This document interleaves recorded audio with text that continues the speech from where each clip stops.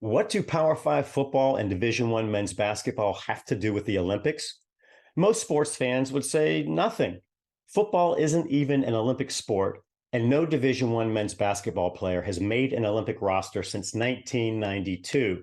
However, despite the fact that football and men's basketball players can't even compete in the Olympics, they play a crucial role in our Olympic development program. In nearly every other country in the world, the government funds Olympic programs, including Olympic development. However, the United States relies on private funding, not government support. That's where Power Five football and Division One men's basketball come in. Power Five football and Division One men's basketball are the primary funding sources for all NCAA non-revenue or Olympic sports. The NCAA and the U.S. Olympic and Paralympic Committee view the football and men's basketball subsidies for non-revenue Olympic sports as vital to our Olympic development pipeline. The NCAA and USPC routinely point out the number of Olympians who develop their world caliber skills while participating in college sports. To promote that narrative during March Madness, the NCAA and USOPC released a public service announcement titled Olympians Made Here. The purpose of that 30-second feel-good commercial is to reinforce the connection between the NCAA and our Olympic programs. The NCAA has taken its Olympians Made Here campaign to Congress to lobby for federal protections and immunities that would allow the NCAA to impose its compensation limits on Power Five football and men's basketball players without any legal responsibility or accountability. Those compensation limits would prevent Power Five football and Division One men's basketball players from obtaining a fair share of the revenue they generate. The NCAA argues that limiting Power Five football and Division One men's basketball players' fundamental economic rights is an act of patriotism to support our Olympic development pipeline. Here is just a small sample of how this is played out in Congress. Some have further advocated for students as employees or for forced revenue sharing schemes, both of which have the potential to end many women's sports programs and significantly reduce our Olympic pipeline.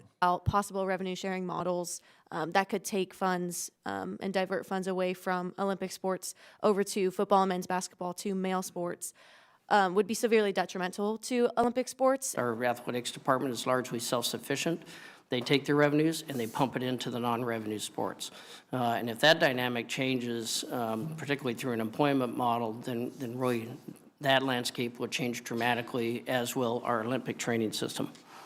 If conversely, it required a revenue sharing model that took resources away from the dominant sports that produce revenue, it could have, as a number of us have said earlier, it could have a very negative, even cataclysmic impact on Olympic sports. And if we started making all of our student athletes, or have them go pro, our Olympic teams are going to be decimated, and I don't know if you thought about, the feeding system that college athletes serves as for our Olympic teams.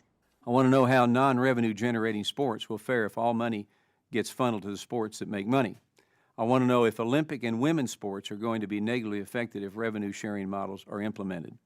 The invisible hand of the USOPC is also working Congress. In May of 2022, then USOPC Chair Sarah Hirschland made the rounds in Congress with Power Five conference commissioners to lobby lawmakers for an antitrust exemption for the NCAA.